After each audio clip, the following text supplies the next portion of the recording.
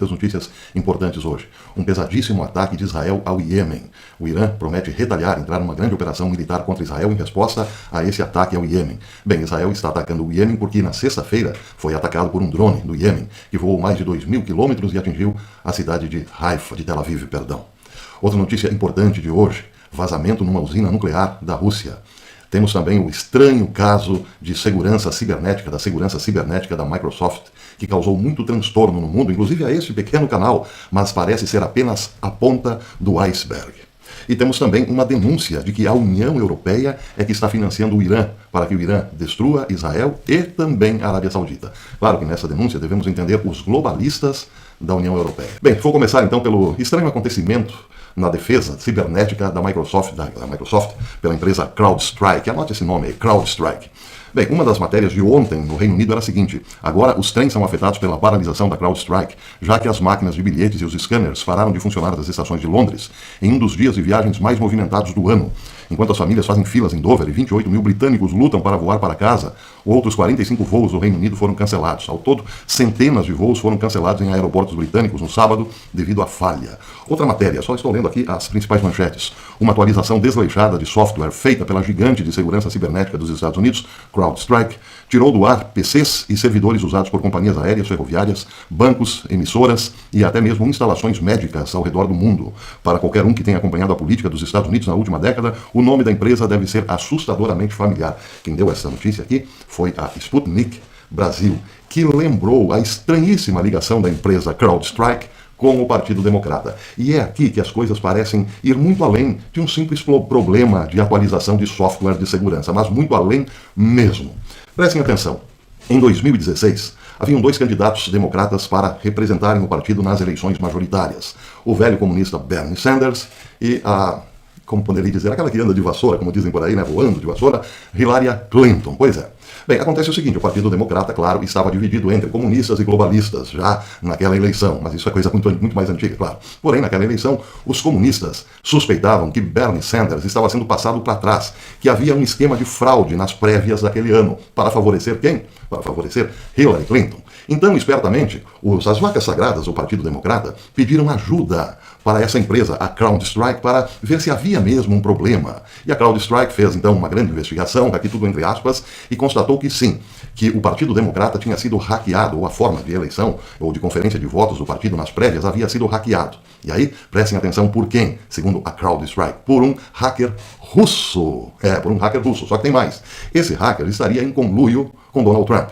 Em 2016, portanto, a CrowdStrike diz o seguinte: os russos, em conluio com o candidato do Partido Republicano, Donald Trump, estão fraudando as prévias do Partido Democrata. Há uma estreita ligação, portanto, entre Putin e Trump. Começou ali. Trump só assumiria em 2017. Mas o seu calvário para provar que não tinha nada a ver com os russos começou antes, começou em 2016.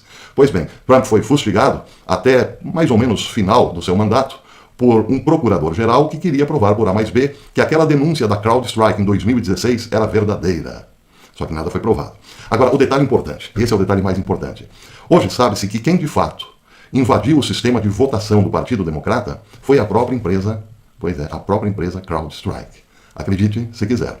E ela, portanto, estava sob orientação dos Clintons, da BlackRock, claro, e também da Microsoft, que é praticamente uma sócia da poderosa CrowdStrike, que faz, aliás, a segurança da Microsoft.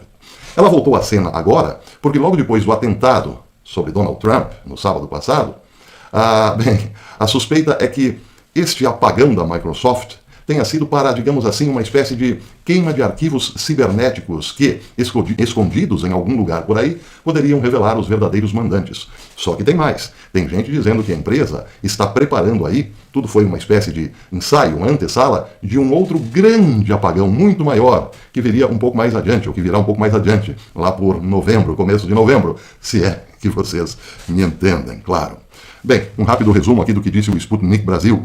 A CrowdStrike está nas manchetes globais e causando dores de cabeça globais essa semana, depois que uma atualização lançada na sexta-feira de manhã afetou milhares de máquinas corporativas que executavam produtos da Microsoft, com o infame erro da tela azul da morte. Embora a empresa já tenha lançado uma correção, espera-se que a atualização com bugs cause bilhões de dólares e horas em perda de produtividade, e especialistas dizem que pode levar semanas para que empresas e governos em todo o mundo recuperem-se totalmente dessa pane, por assim dizer. Então vejam, se isso é só uma prévia, imaginem o que está para vir aí lá por novembro, não é não? É justamente quando se realizará a eleição majoritária nos Estados Unidos. Bem, outro assunto interessante em relação a essa empresa, diz o Sputnik, é que a CrowdStrike também surgiu no infame telefonema de 2019 entre Trump e Zelensky, Volodymyr Zelensky, com o então presidente dos Estados Unidos pedindo a Zelensky para nos fazer um favor e descobrir o que aconteceu com o servidor da CrowdStrike, que Trump disse estar na Ucrânia. A equipe de Trump estava convencida de que a CrowdStrike tinha plantado evidências no servidor do Partido Democrata para incriminar a Rússia, enquanto encobria os próprios esforços da Ucrânia para enfraquecer o movimento Trump durante a corrida de 2016. Políticos democratas e a mídia anti-Trump rejeitaram as suspeitas do presidente como infundadas. É, tudo infundado. Bem, só que agora, então, ela volta à cena justamente ali, algum tempinho depois do atentado a Donald Trump.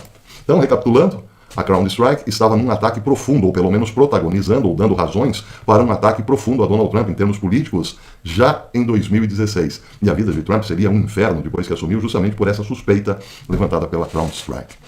Bem, tem mais. Aqui, o The Burning Platform diz o seguinte, é a nota da edição, ou melhor, uma nota do editor. Parece que o Partido Democrata está mais determinado do que nunca a roubar as eleições do POTUS de 2024, pois afinal, sempre que a CrowdStrike está diretamente envolvida com a maior paralisação de TI de todos os tempos, você sabe que algo muito grande está para acontecer.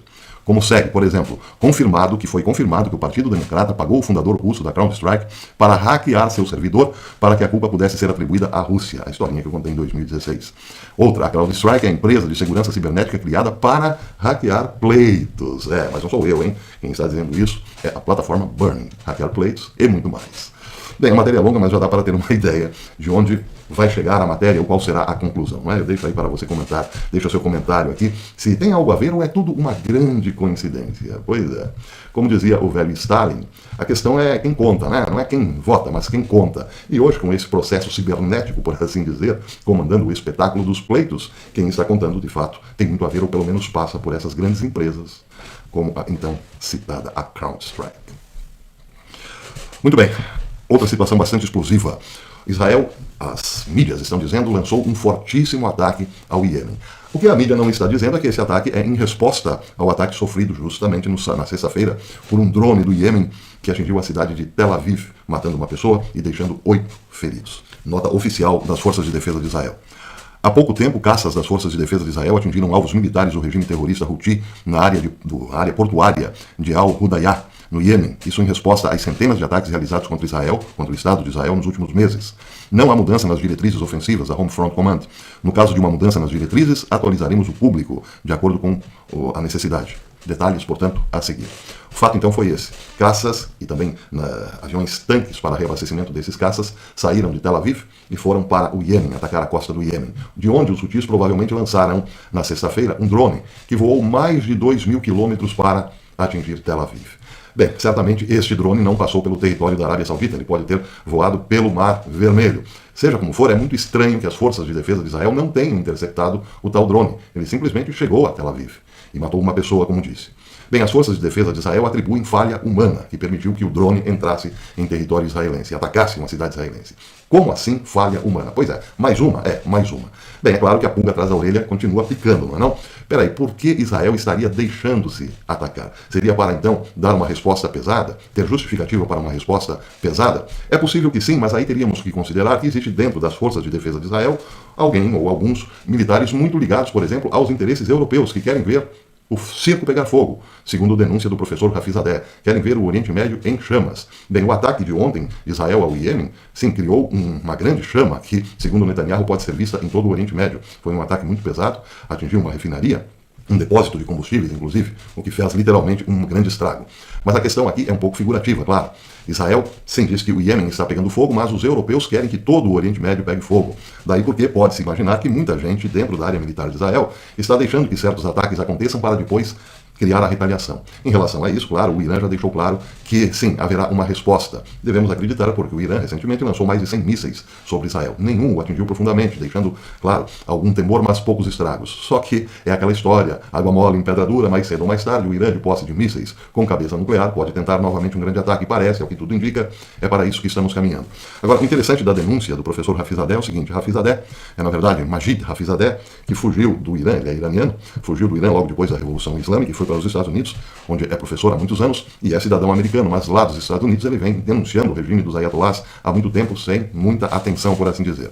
Bem, ontem ele fez este alerta no Gatestone Institute. Ele disse: o financiamento contínuo do regime iraniano pela União Europeia é crucial para reforçar a capacidade do Irã em atacar os seus vizinhos e tropas americanas na região, tanto diretamente quanto por meio de seus representantes, o Hamas, o Hezbollah, Jihad Islâmica Palestina e os Houthis do Iêmen, e para acelerar o enriquecimento de urânio para concluir seu programa de armas nucleares. Outro ponto que destaca o professor Hafizadeh: as ações do regime parecem fazer parte de uma estratégia mais ampla que visa aniquilar não apenas Israel, mas também a Arábia Saudita, que é, como todo mundo sabe, rica em petróleo, e também os Emirados Árabes. Seria uma espécie de reedição das duas invasões do Iraque, só que agora por conta da União Europeia, dos globalistas da União Europeia, que querem ver o Oriente Médio simplesmente virar um grande barril de pólvoras e depois, como está ali perto, tomar conta do pedaço novamente, com protetorados em toda a região, principalmente a que tem riqueza em gás, minérios e petróleo? É uma pergunta que faz o professor Hafizadeh.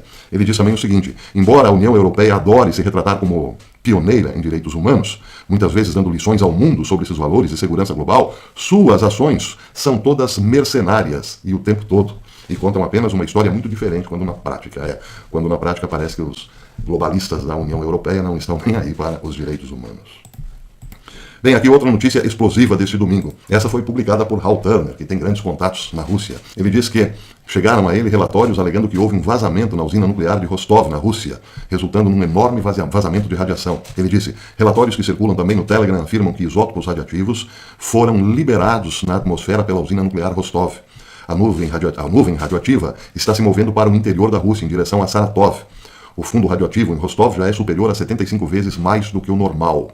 Sergei Volin, que afirma ser analista aposentado da CIA, disse em seu canal do Telegram o seguinte: a radiação de fundo em Rostov, segundo as invenções da Rosatom, é normal. Porém, a realidade é outra. A radiação já excedeu a norma de 75 vezes.